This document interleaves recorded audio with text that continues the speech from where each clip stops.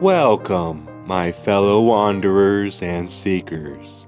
As we continue our discussions, now we will talk on the healing of the incarnation by balancing the self.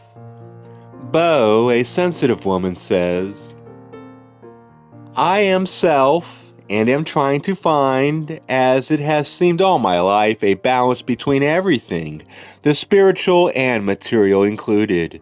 What I do have to say is this. I have been lucky enough that most of my guidance has come gradually, manifested both in others or in myself, and I have had the opportunity to witness the effects of it in my life. She pinpoints a major concern and a central way of doing indigo ray work upon the self on an ongoing basis. We are living this incarnation in order to further our evolution, and balancing the self helps to accelerate the pace of the rate of that evolution. Those of QO say, the balancing of energy within the mind and body and spirit of an entity is not the work of 1 week, or 1 year, or 1 lifetime, but is a process that is as natural a function as growing up physically, going through puberty, opening to the forces of insemination, pregnancy, and birth, and being, in good time, shut down gradually from these energies as the spirit moves on through the incarnational process. The balancing of energies is, then, an ongoing concern, an ongoing process, one which we would not expect to end. Rather, we would expect from our own experience that this process moves on infinitely until such time as the spirit chooses simply to release and relinquish these concerns. At that point, the self is becoming the creator and moving back into that great, unknowing, unconscious well of infinite intelligence, which is the infinite creator. They suggest that this balancing is not for the comfort of the body or the life as much as for the alignment of the energies of the mind, body, and spirit. Why would the Creator allow, much less determine, that suffering on a continual basis be part of the excellent and beautiful plan for spiritual seeking? This does not have to be an obvious answer, yet we feel it is true. The virtues of your environment contain none greater than that virtue of predictable imperfection and limitation. What the Creator has in mind, we feel, is not an increase in health of the body or of the mind or of the emotion, but rather a continuing possibility for improvement in the balancing and aligning of mind, body, emotions, and spirit. This process of balancing continues from incarnation to incarnation, spanning all the lives of one's soul, bringing energies into an increasingly healing and dynamic balance.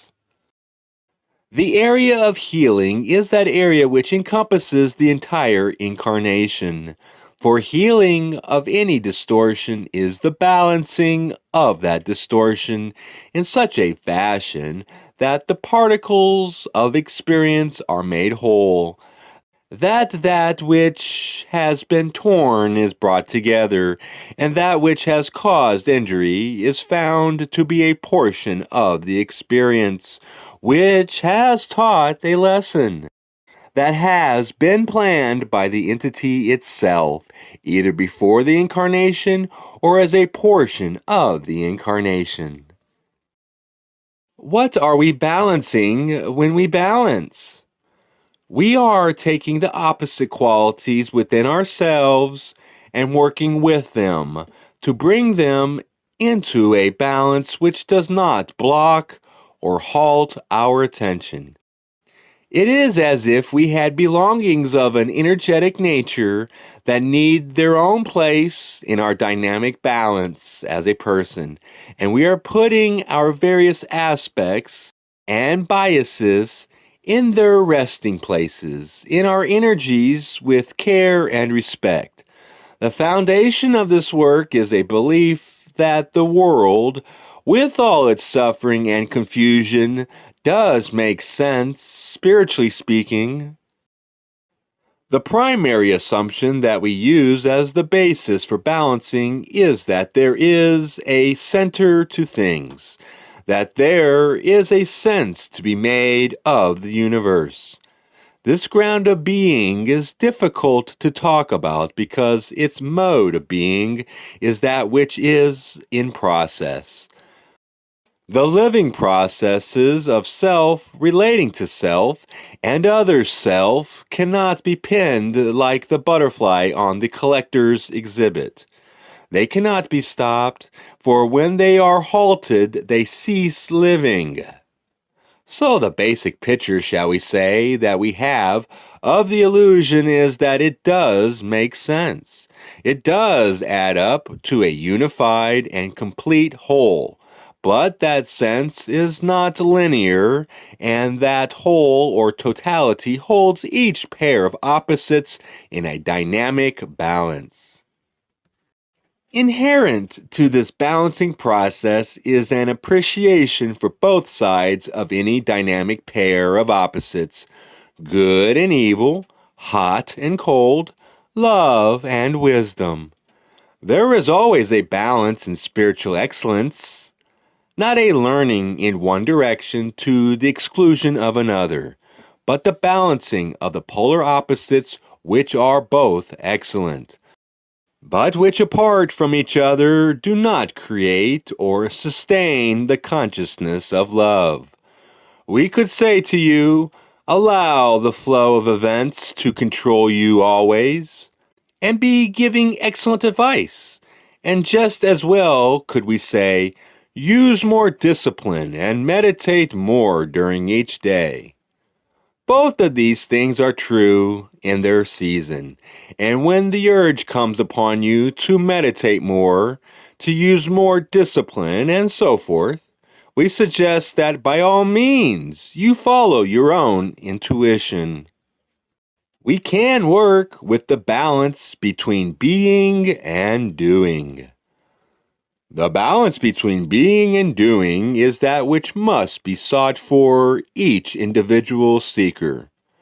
This will differ from entity to entity and from time to time. Those who have been overbalanced in the direction of doing may well need, in the balancing process, to go through great periods of time in which it may seem there is no doing, but only being. This may be very difficult for those entities involved, as the value systems that have been evoked in the society have placed the measure of the value of the self on those things that have been accomplished. We can work with the balance in ourselves between love and wisdom. There is that seeking that is of love and for compassion and understanding, and the attempt to accept more and more of the creation as a portion of the self.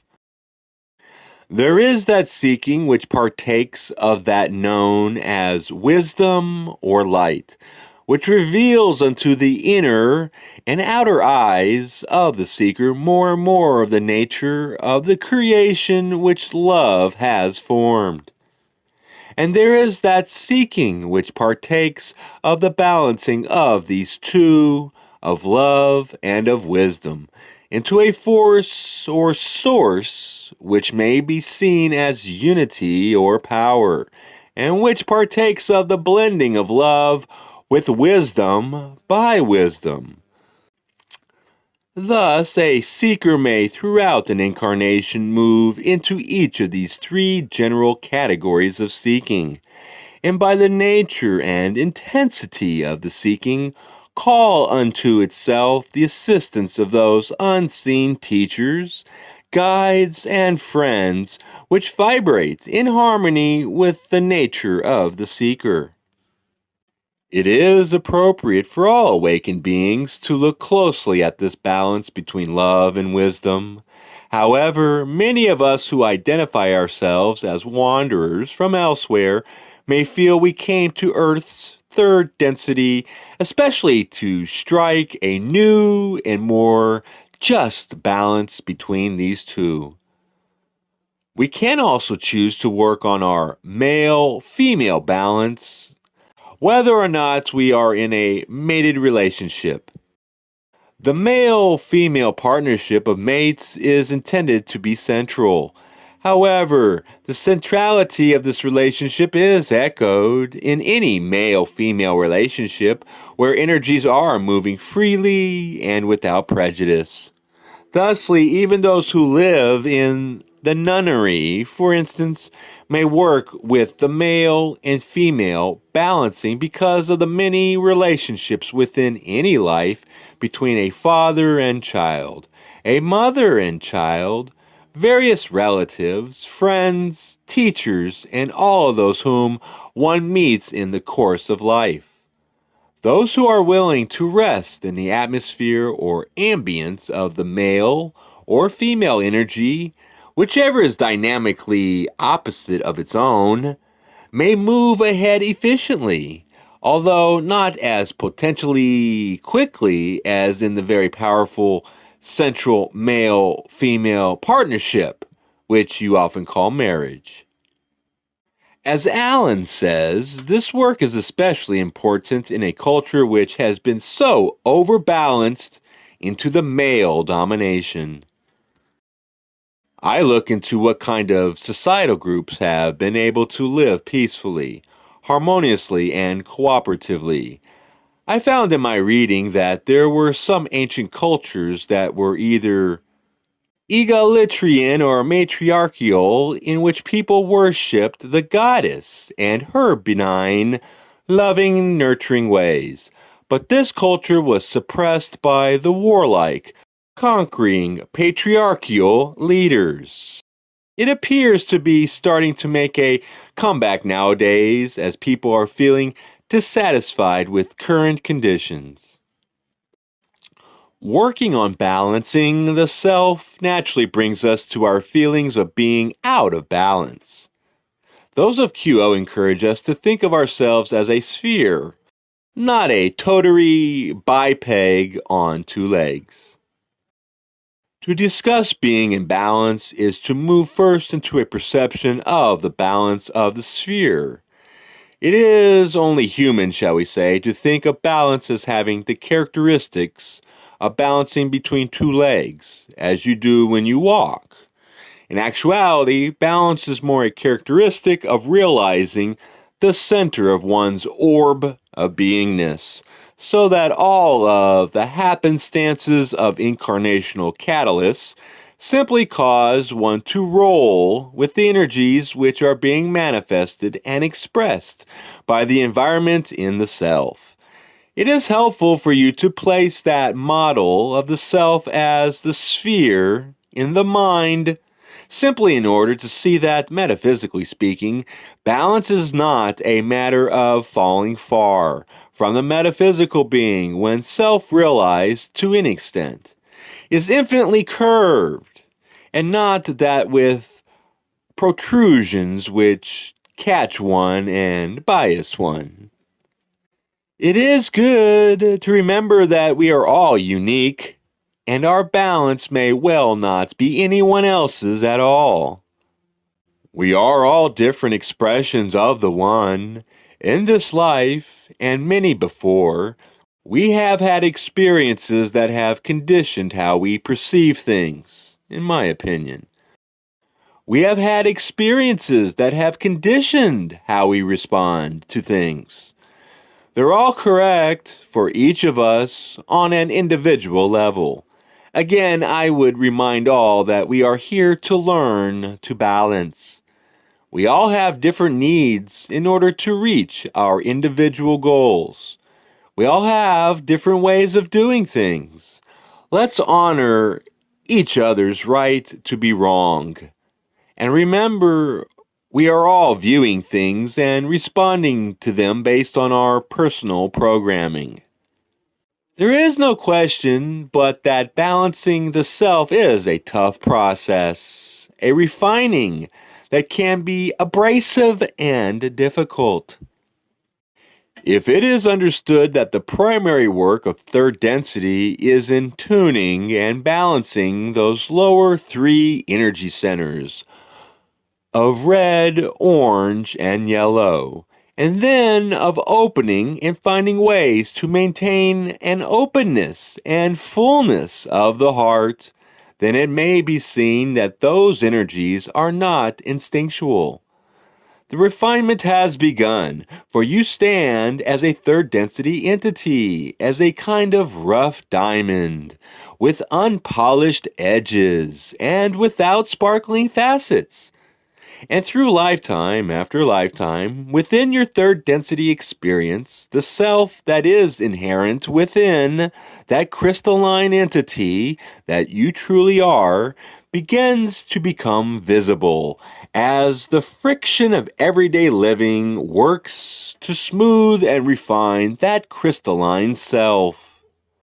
Certainly, some of the abrasive and cleansing experiences of your illusion seem unlucky and unfortunate. Yet it is precisely that friction that does the work of exposing the crystal that sparkles within, and the work that is done by the seeker is work upon the self. The seeker wishes to balance red ray, for that is the basic and very important beginning of energies, and that which is not freed and flowing within that root energy center constitutes a primal blockage that will slow and distort the pure light energy which you are receiving from the Creator. We inevitably come into cyclical, intimate contact with our dark side. This is not a simple or short project. However, the beginning is one word long, and that word is accept. The first job of one who comes to work in consciousness is to accept the 360 degrees of selfhood. This 360 degrees of complete humanity is also a 360 degrees of complete divinity. The energies of each are necessary to the other at this time and this space. This intersection is your selfhood. Thusly, you are accepting yourself as you murder, steal, lie, commit adultery, take holy things in vain, and all the other heinous crimes connected with grocery shopping, doing chores, and living the day-to-day life. There is much catalyst for anger, irritation, even rage in the bumping up against other entities, which mirror back to the self's dark side. Temptations themselves can be profitably seen as balancing mechanisms and worked with as such.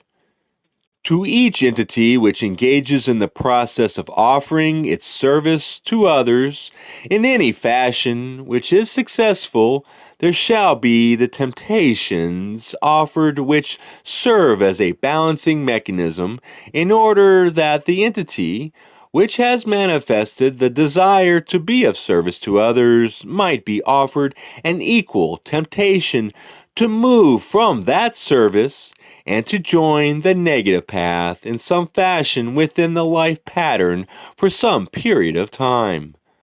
This may be seen also as an opportunity for that same entity to strengthen its desire to serve others and to move ever more faithfully upon that path as the temptation to glorify the self or to gain a power and recognition for the self are recognized and refused. It is easy in the midst of this work to fear we are going crazy or at least dropping the ball. Resist the temptation, says this wanderer. I know that people that will admit they fall into the category of a wanderer will say, I'm crazy, or I'm off the deep end. But you know what? I'd say you're crazy if you don't doubt for a moment that you're a few cards short of a deck while you're on this journey of awakening and discovery. Balance is necessary, and it's intelligence that's kicking in there telling you, well, this is weird. Better worry about this information coming in. Oh, don't worry. It's just your mind being a worrywart and not wanting the rest of you to go jump off that cliff into the abyss of insanity.